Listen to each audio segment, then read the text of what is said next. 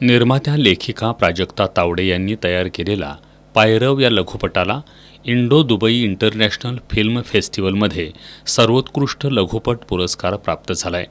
जगभरातून आलेल्या 200 चित्रपटांमधून पायरावनं हा बहुमान पटकावला आहे.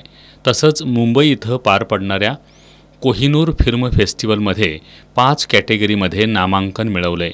या लघुपटाचं पोस्टर अनावरण आणि कलाकार तंत्रज्ञ गौरव सोहळा गणेश गडकरी हॉलमध्ये आयोजित करण्यात आला होता. यावेळी कोल्हापूरकरांसाठी स्पेशल स्क्रीनिंग करण्यात आलं. उंच डोंगर वस्तीतील राहणाऱ्या सर्वसामान्य माणसांच्या सामाजिक समस्येवर हा लघुपट भाष्य करतो.